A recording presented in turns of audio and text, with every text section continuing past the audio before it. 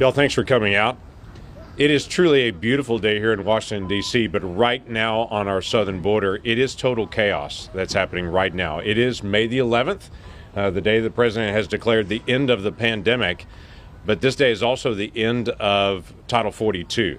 So let me just set the stage. If we go back a decade ago, at that time, Secretary of DHS Jay Johnson announced if we have 1,000 people that cross the border in a day, it's a very bad day for us. If we have 1,000.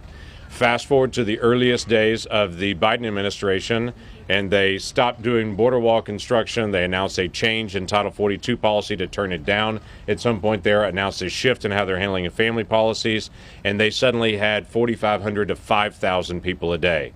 Yesterday, there were 10,000 people a day that illegally crossed our border.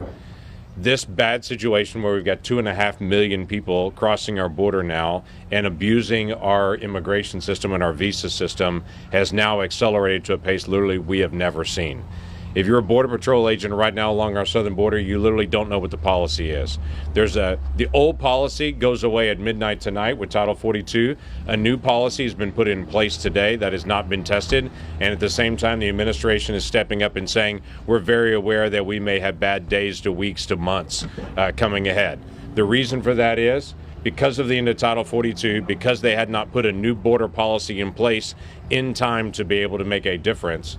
We have over 600,000 people just south of our southern border in shelters awaiting to be able to cross in the days ahead. 600,000 people.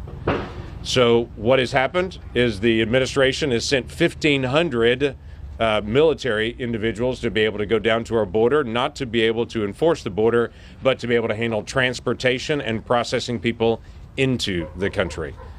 This is a chaotic situation that Americans do not like. Americans like legal immigration. They do not like illegal immigration, and they certainly don't like what's happening right now on our southern border, where they're doing what they call street releases. Street releases are just what you would think they are. These are individuals, they come in, literally fingerprint them, get a name and information. They send them into the country and ask them to turn themselves in to an ICE agent in any location that they want to be able to pick. So they literally tell the agents on the border which city they want to go to. They say, when you get there, go to this community and turn yourself in. Then they can then get in line for a hearing dealing with asylum. In many places across the country, that line is now 10 years long. Street releases also mean these individuals are in these small communities and they literally have nowhere to go, no transportation, no direction, and it's overwhelming the small communities.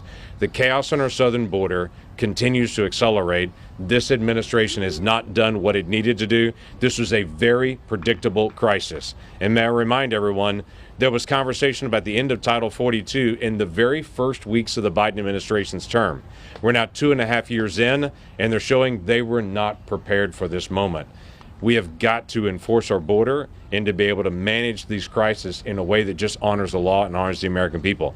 This whole group of folks all is passionate about this. Most every one of them been down the border multiple times to be able to engage. They want to be able to also share what is happening in their particular states and what they're doing practically to be able to make this situation better.